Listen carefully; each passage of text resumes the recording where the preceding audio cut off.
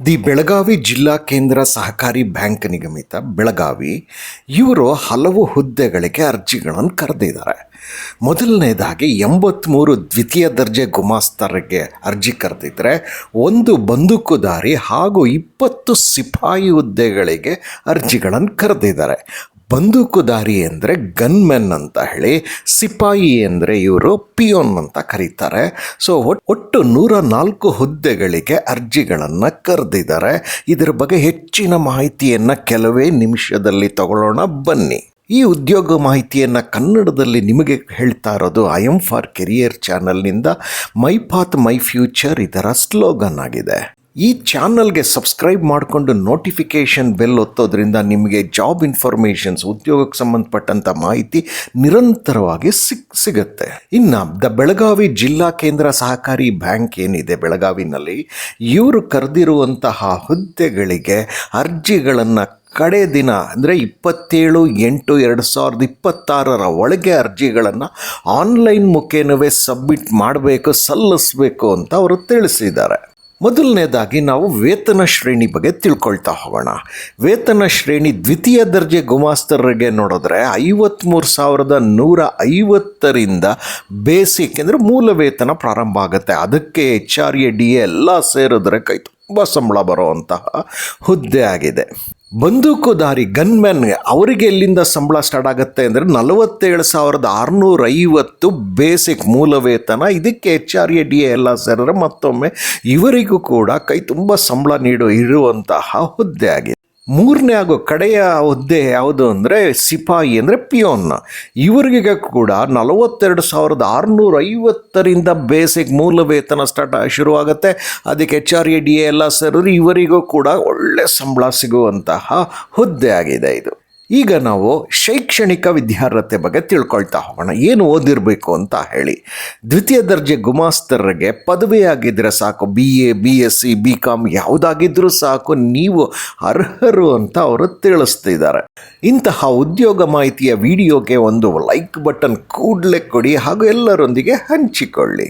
ಎರಡನೇದು ಬಂದೂಕುದಾರಿ ಅಂತ ಹೇಳಿ. ಬಂದೂಕುದಾರಿ ಗನ್ಮೆನ್ಗೆ ಶೈಕ್ಷಣಿಕ ವಿದ್ಯಾರ್ಹತೆ SSLC ಅಥವಾ ತತ್ಸಮಾನ ಜೊತೆಗೆ ಮಾಜಿ ಸೈನಿಕರಾಗಿ ಬಂದೂಕು ಪರವಾನಿಗೆ ಇರಲೇಬೇಕು ಅಂತ ಅವರು ತಿಳಿಸಿದ್ದಾರೆ.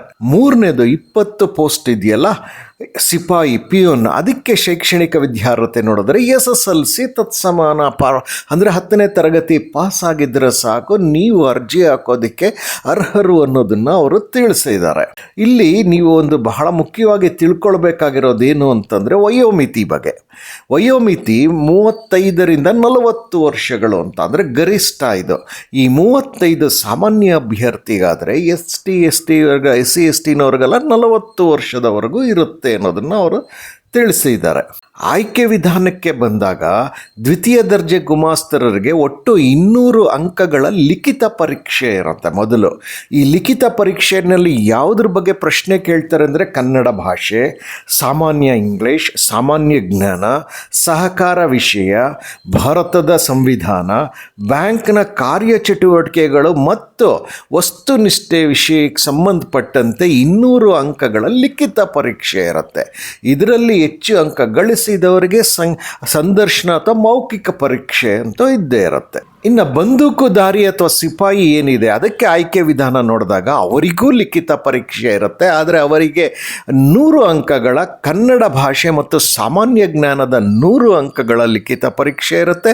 ಅದಾದ ನಂತರ ಸಂದರ್ಶನ ಅಥವಾ ಮೌಖಿಕ ಪರೀಕ್ಷೆ ಇರುತ್ತೆ ಅಂತ ಅವರು ಅವರ ನೋಟಿಫಿಕೇಷನಲ್ಲಿ ತಿಳಿಸಿದ್ದಾರೆ. ನೀವು ನೋಟಿಫಿಕೇಷನ್ ಲಿಂಕ್ ನಾನು ಇನ್ನೊಂದು ಅರ್ಧ ನಿಮಿಷದಲ್ಲಿ ಹೇಳ್ತೇನೆ ಎಲ್ಲಿ ಸಿಗುತ್ತೆ ಅಂತ. ನೋಟಿಫಿಕೇಷನ್ ಲಿಂಕ್ನ ನೀವು ಹೋದಾಗ ಅಲ್ಲಿ ಕನಿಷ್ಠ 2 ಬಾರಿ ಆದರೂ ಅದನ್ನು ಓದಿದಾಗ ನಿಮಗೆ ಮೀಸಲಾತಿ ಆಗ್ಬೋದು ಅಥವಾ ಅರ್ಜಿ ಸಲ್ಲಿಸುವ ವಿಧಾನ ಇರುತ್ತೆ, ಆ ಪ್ರಕ್ರಿಯೆ ಅದು ಹೇಗೆ ಅನ್ನೋದನ್ನು ತುಂಬ ಚೆನ್ನಾಗಿ ತಿಳ್ಕೊಂಡು ಅದೇ ರೀತಿಯಾಗಿ ಅರ್ಜಿ ಸಲ್ಲಿಸಬೇಕಾಗತ್ತೆ. ವಯಸ್ಸಿನಲ್ಲಿ ಸಡಿಲಿಕೆ ಅಂದರೆ ಹೆಚ್ಚಿನ ಯಾರಿಗೆ ಅರ್ಜಿ ಸಲ್ಲಿಸೋದಕ್ಕೆ ವಯಸ್ಸು ಎಲ್ಲಿಯವರೆಗೂ ಸರಿಸ್ಬೋದು ಅಂತ ಹೇಳಿ. ಸಂಬಳದ ಬಗ್ಗೆ ಇತರ ಸೌಲಭ್ಯಗಳು, ವಿದ್ಯಾರ್ಹತೆ ಅಂತಂದಾಗ ಅವರು ಕೇಳಿರುವಷ್ಟೇ ಅಲ್ಲದೆ ಕಂಪ್ಯೂಟರ್ ನಾಲೆಡ್ಜ್ ಎಲ್ಲ ಕೇಳ್ತಾರೆ. ಯಾವುದಕ್ಕೆ? ದ್ವಿತೀಯ ದರ್ಜೆ ಗುಮಾಸ್ತರಿಗೆ. ಅವುಗಳ ಬಗ್ಗೆ ಹೀಗೆ 6 ವಿಷಯಗಳ ಬಗ್ಗೆ ನಿಮಗೆ ತಿಳಿಯುತ್ತೆ ಚೆನ್ನಾಗಿ. ನೀವು ಇದನ್ನು 2 ಬಾರಿ ಓದಿ ಅರ್ಥ ಮಾಡಿಕೊಂಡು ನೀವು ಅರ್ಹರಿದ್ದೀರಾ ಅನ್ನೋದಾದರೆ ಕೂಡಲೇ ಅರ್ಜಿಗಳನ್ನು ಸಲ್ಲಿಸಬೇಕಾಗತ್ತೆ. ಇನ್ನು ನೋಟಿಫಿಕೇಷನ್ ಲಿಂಕು, ವೆಬ್ಸೈಟ್ ಲಿಂಕ್ಗಳೆಲ್ಲ ಎಲ್ಲಿದೆ ಅಂದರೆ ಈ ವಿಡಿಯೋದ ಡಿಸ್ಕ್ರಿಪ್ಷನ್ ಬಾಕ್ಸಲ್ಲಿ ಇದೆ. ಈ ವಿಡಿಯೋನ ನೀವು ಲಿಂಕ್ ಮುಖೇನವೇ ನೋಡಿದಾಗ ಮಾತ್ರ ವಿಡಿಯೋ ಕೆಳಗಡೆ ನಿಮಗೆ ಲಿಂಕ್ಗಳು ಕಾಣಿಸುತ್ತೆ. ಅದು ವಿವರಣೆ ನೀಡುವಂತಹ ಜಾಗ ಡಿಸ್ಕ್ರಿಪ್ಷನ್ ಬಾಕ್ಸು. ಅಲ್ಲಿ ನಾನು ಎಲ್ಲ ಲಿಂಕ್ಗಳನ್ನು ಕೊಟ್ಟಿದ್ದೇನೆ. ಸೊ ಯಾರ್ಯಾರು ಅರ್ಹರಿದ್ದೀರಿ ನೀವುಗಳೆಲ್ಲ ಕೂಡಲೇ ಅರ್ಜಿಗಳನ್ನು ಸಲ್ಲಿಸಬೇಕಾಗತ್ತೆ. ಈ ಮಾಹಿತಿಯನ್ನು ಕನ್ನಡದಲ್ಲಿ ತಂದದ್ದು I am for career channel, my path my future ಇದರ ಸ್ಲೋಗನ್. ಈ ಚಾನಲ್ಗೆ ಸಬ್ಸ್ಕ್ರೈಬ್ ಮಾಡಿಕೊಂಡು ನೋಟಿಫಿಕೇಷನ್ ಬೆಲ್ ಒತ್ತೋದ್ರಿಂದ ನಿಮಗೆ ಉದ್ಯೋಗದ ಮಾಹಿತಿ ನಿರಂತರವಾಗಿ ಸಿಗ್ತಾ ಹೋಗುತ್ತೆ. ಹಾಗೂ ಇಂತಹ ಒಂದು ಉದ್ಯೋಗದ ಮಾಹಿತಿಯನ್ನು ನೀವು ಒಂದು ಲೈಕ್ ಬಟನ್ ಕೊಡೋದಲ್ಲದೆ ಎಲ್ಲರೊಂದಿಗೆ ಹಂಚಿಕೊಳ್ಳಿ.